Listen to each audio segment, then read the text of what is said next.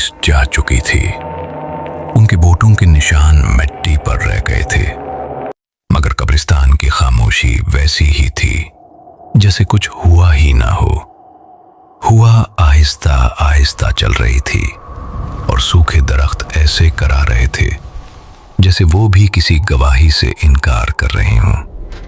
गांव वालों ने समझा कि पिस्सा अब दफन हो चुका है, लेकिन कब्रिस्तान में कुछ भी दफन हो जाए भूला नहीं जाता।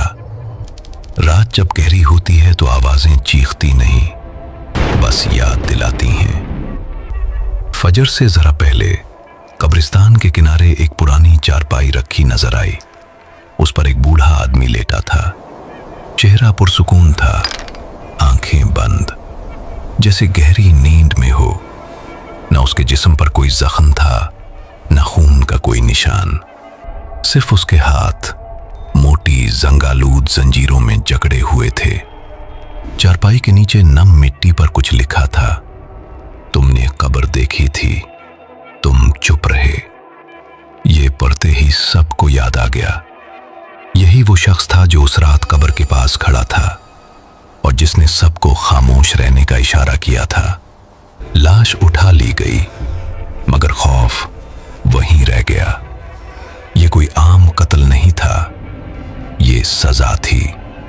उस रात गांव में कोई नहीं सोया।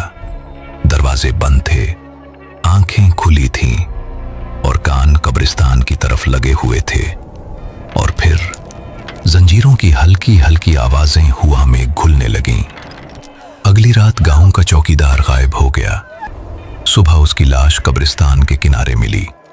उसके पांव जंजीरों में बंधे थे और उसके हाथ में लाल लालटीन अब भी जल रही थी। कब्र के सिरहाने खून से लिखा था, तुमने रास्ता दिया। तब सबको समझ आ गया कि यह सिलसिला अब रुकने वाला नहीं। लाश उठाते वक्त लालटीन खुद ब खुद बुझ गई। हर तरफ खामोशी छा गई और फिर अंधेरे में से एक आवाज उभरी, अब भी वक्त है। गांव वालों ने ऊपर देखा। मस्जिद की छत पर एक साया खड़ा था। चेहरा नजर नहीं आता था, बस उसके हाथ में एक छोटी सी जंजीर चांदनी में चमक रही थी।